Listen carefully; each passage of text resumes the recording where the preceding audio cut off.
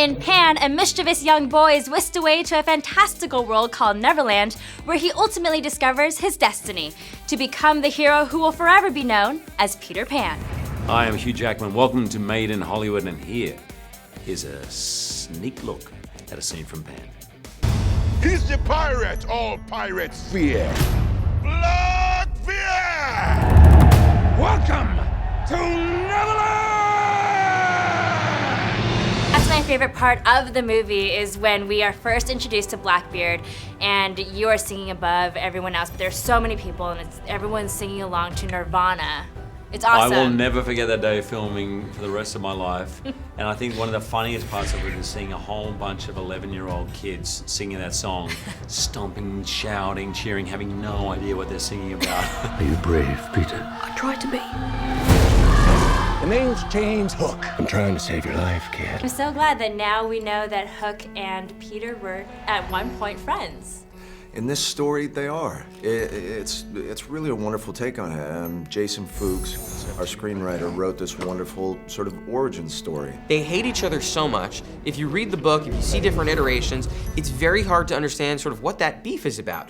There's no real conflict over a particular piece of territory. The geopolitics of Neverland sort of eluded me, and so I thought, well, for them to hate each other that much, they must have at one point really cared for each other and maybe even loved each other. He wears the pan.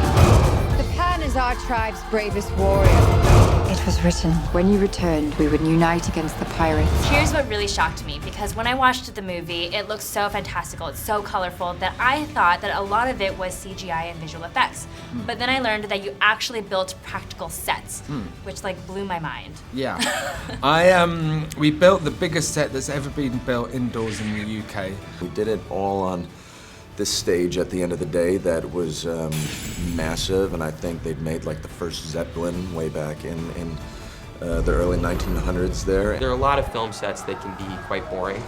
This was not one of those. This was like walking into Disneyland every day, except it was an amusement park based on something you'd written. It was a very surreal moment. They had the native village. That was like a carnival. It had a big trampoline in the middle, and that was lots of fun. And then there was the Never Forest, which was kind of like a playground. It had these gigantic plaster trees that you would never know were made of plaster, but it felt like you were in an Amazon rainforest or just a Neverland forest. If Blackbeard is going to destroy everything, I'll stand against him. Now kneel. I will never bow to you.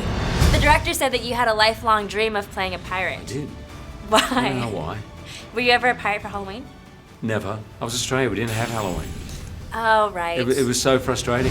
We have an ancient prophecy. It tells of a boy. A boy who would be disappeared from this world until he was old enough to return.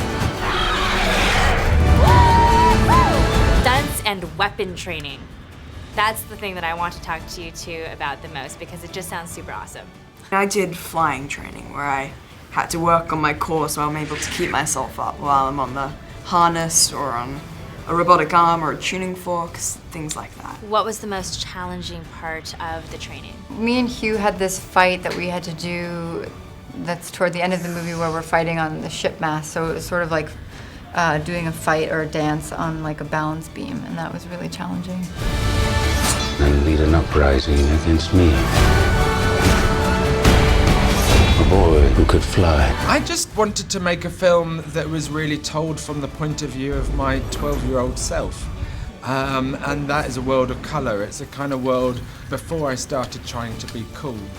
And I didn't want it to be kind of greys and blues. I wanted a world that was vibrant and very visually exciting. Come on, kid. Make them believe. I believe. I believe.